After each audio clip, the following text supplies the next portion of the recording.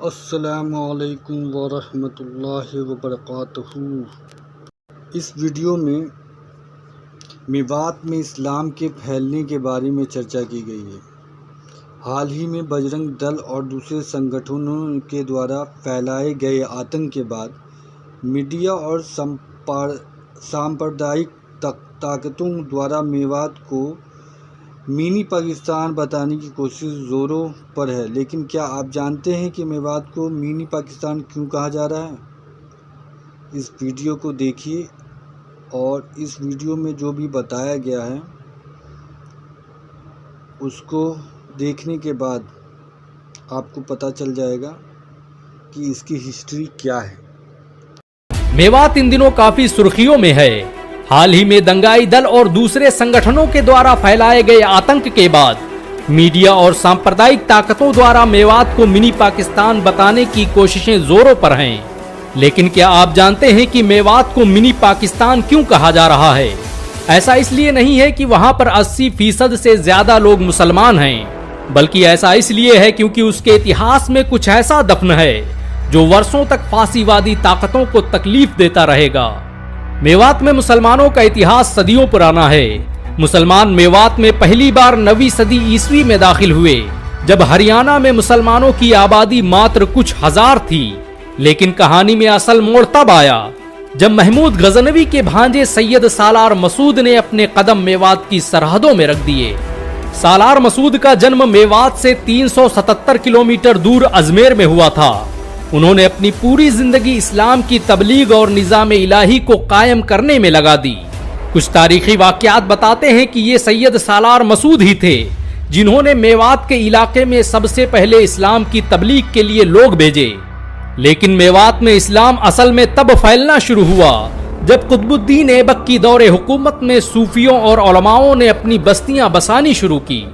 इस्लाम के प्रचार प्रसार के लिए मेवात में जिस पहले इंसान ने कदम रखा उसका नाम हुसैन खंग सवार था।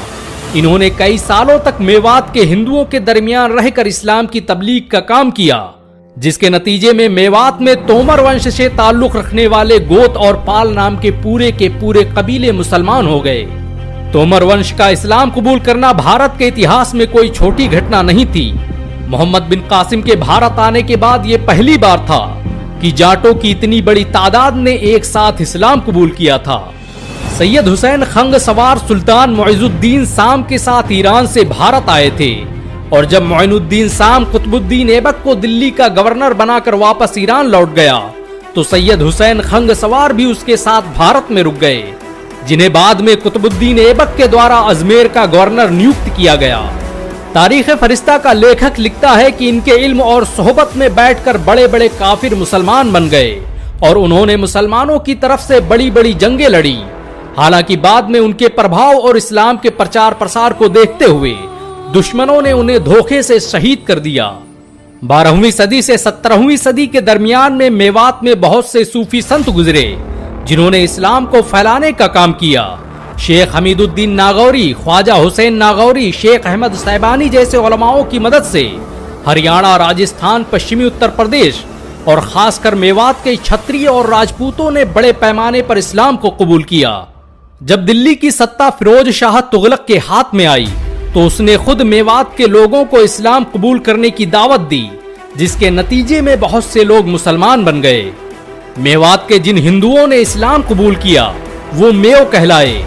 आज 500 साल गुजरने के बावजूद मेवात के मुसलमान अपना ये नाम बरकरार रखे हुए हैं।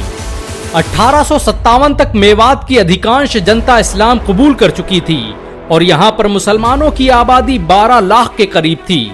लेकिन मेवात के मुसलमानों का इस्लाम भारत के दूसरे मुसलमानों की तुलना में बिल्कुल अलग था। मेवात के हिंदू धर्म के लोगों ने इस्लाम जरूर कबूल किया, लेकिन वो अपने धर्म के रीति रिवाज नहीं छोड़ पाए। यही वजह है कि 19वीं सदी तक बहुत से मुसलमान उन रिश्तों में भी शादियां नहीं करते थे जिनमें इस्लाम इजाजत देता है। इतिहासकार लिखते हैं कि ये वो मुसलमान थे जिनका मजहब तो इस्लाम था, लेकिन रगों में राजपूताना हनक बरकरार थी। ये सोचने वाली बात है कि 19वीं सदी में मेवात में सबसे अधिक आबादी मुसलमानों की थी, लेकिन यहाँ पर मस्जिदें और इबादत गाहें ना के बराबर थीं। राजपूत, जाट और अन्य जातियों से कन्वर्ट होने की वजह से इनमें जाति दंभ मौजूद था। अगर कुछ न था तो वो था इस्लाम।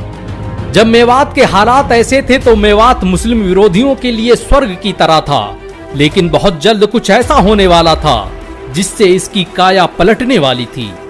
मेवात में इस्लाम को फैलाने का सबसे बड़ा कारनामा तबलीगी जमात ने अंजाम दिया।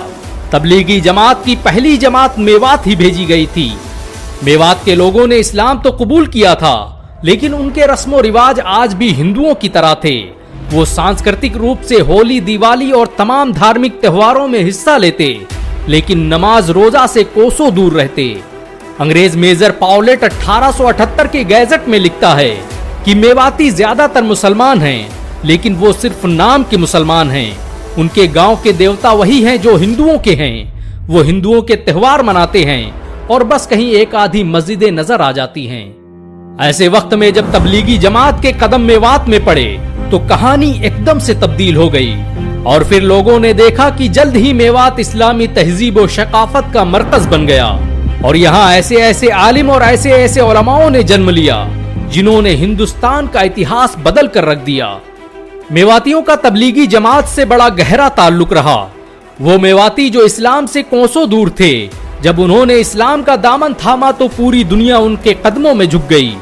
मेवात के लोगों तक इस्लाम को पहुंचाने का काम तबलीगी जमात के संस्थापक मौलाना इलियास के वालिद मौलाना इस्माइल ने शुरू किया था। वो दिल्ली की बंगले वाली मस्जिद में बहादुर शाह जफर के समधी के बच्चों को पढ़ाया करते थे। ये मस्जिद मेवात और दिल्ली के रास्ते में पड़ती थी।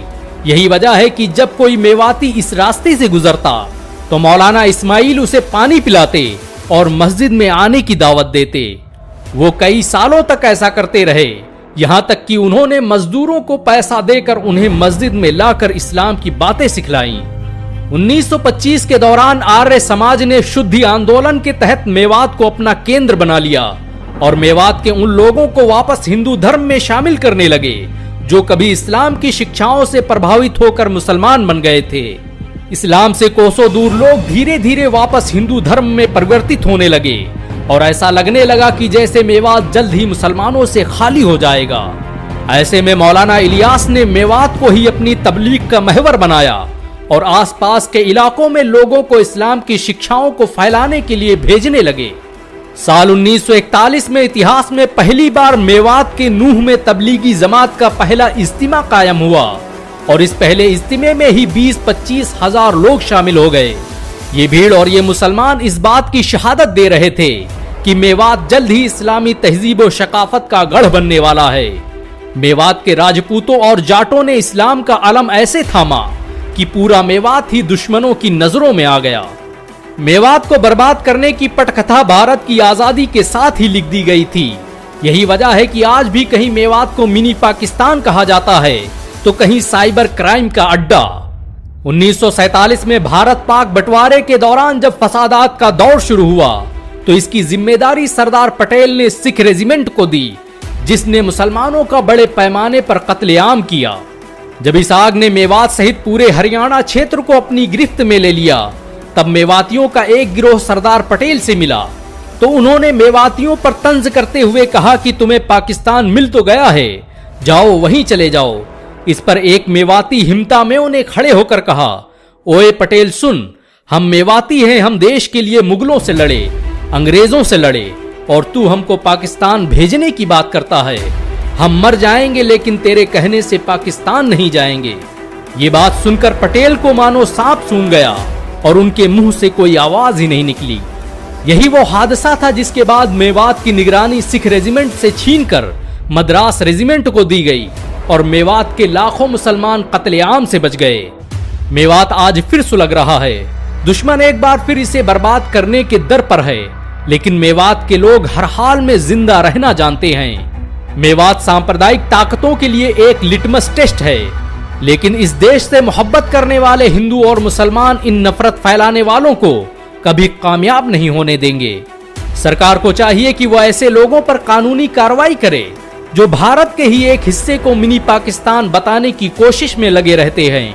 वैसे एक मेवाती और एक मुसलमान होने के नाते आपको गर्व महसूस हुआ हो तो इस वीडियो को लाइक और शेयर जरूर करें।